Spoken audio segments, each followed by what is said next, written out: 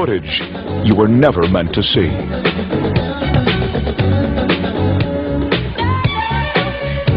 Oh, baby, give me one more chance. Show you that love you. Won't you please let me back in your heart?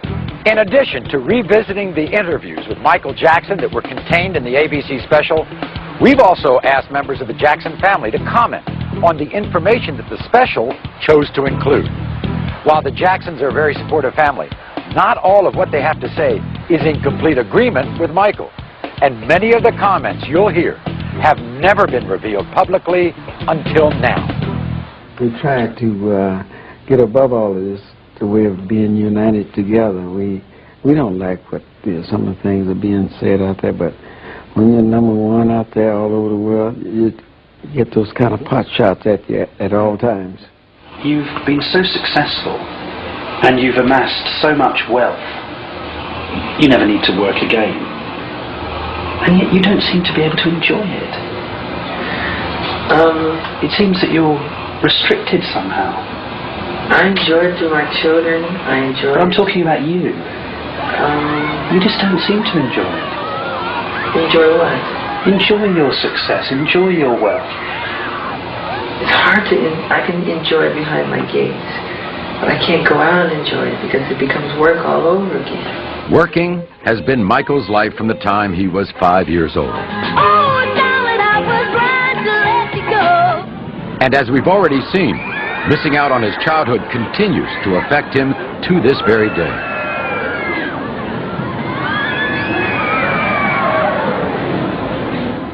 You often seem very lonely. Is that true?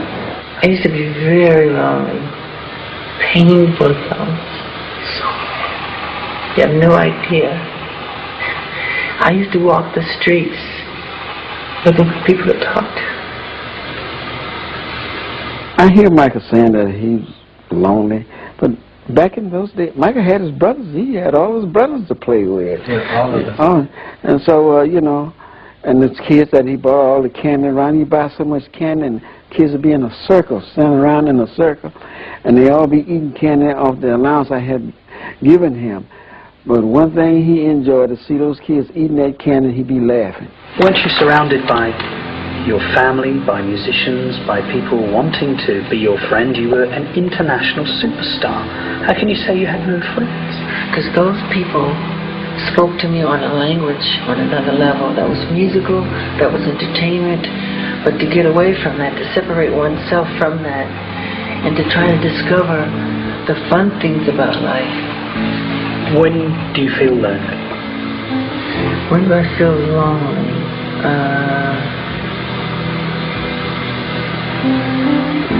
I mean, I can be, you know, usually in hotels when there's thousands of friends chanting, they're out in the street, you know, using sleeping bags, and they're chanting how much they love you and everything, and you can't get out, you feel trapped inside, and you just cry, you feel lonely, you know?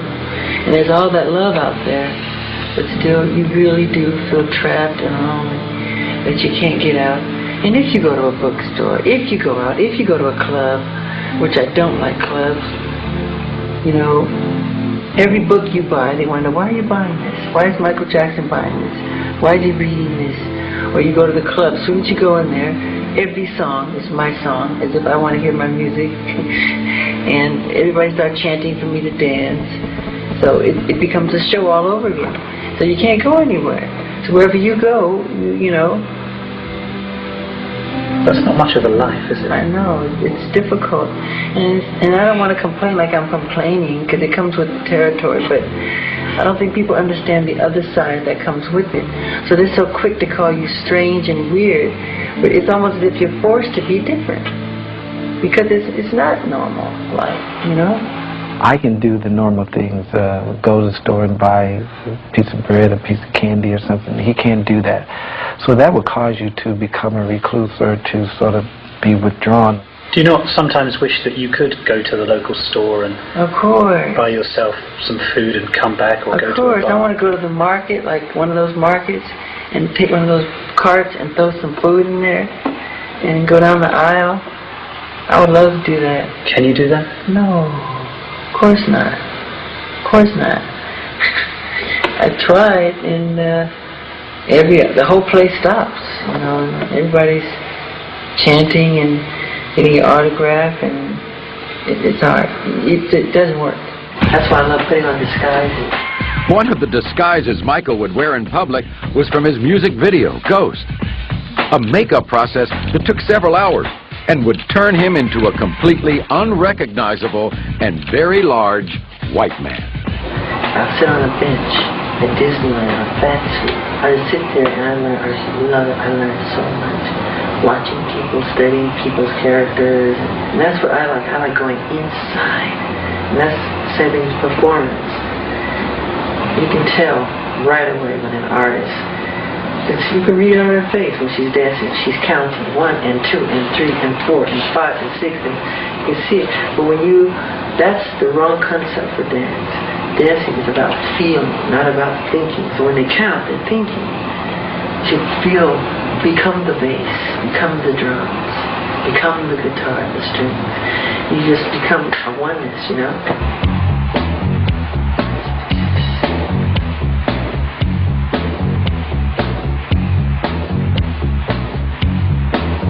That's very important. But that's real. But that's Michael Jackson talking as a performer. I love performing. But that's not... I wish I could sleep on stage. But that's not Michael Jackson the person.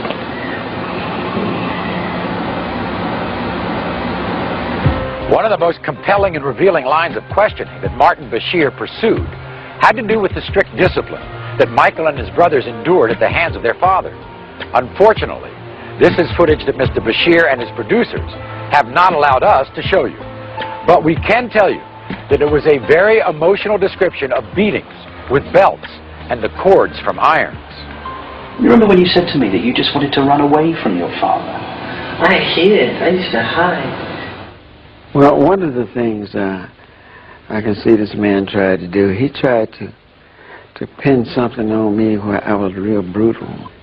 And raising these guys, Jermaine and all the rest of them, they all got whippings. But they didn't get no beatings, you know. They got whippings. And we were disciplined in the way that which he knew.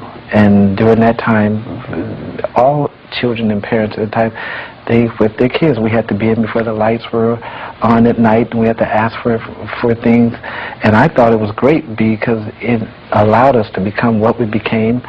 We never got on drugs. We never got in trouble. And I see the difference from my upbringing as when I came to California and friends that I went to school with, how they would curse their parents out and slam the door and disrespect them. Joseph didn't beat them or anything like that. We just disciplined them out of love, or anything like that. We just disciplined them out of love. And the Bible says if you love a child, you will discipline them. The discussion of the strict discipline and verbal abuse by Michael's father went on for almost 8 minutes in Mr. Bashir's finished special. But what he did not include was a short but very revealing comment from Michael about his father. I don't think how much he hurt me when he was little, but he's a genius. The man is a genius. At the same time, he was a genius. He really is. But Michael, he injured you when you were a child. Yeah, but look what came out of it. Well, maybe I wouldn't have the affection for kids that I have today and wanted to help them. When we return, the police investigation that put Michael on the offensive. At every opportunity, the media has dissected and manipulated these allegations to reach their own conclusions. And Debbie Rowe finally reaches her limit. I'm tired of the lies. I'm tired of the bull. The devastating disease that Michael claims turned him porcelain white. I was putting on cream to make myself lighter. That's not true. I was getting lighter. And friends of Michael who were forced to leave their home.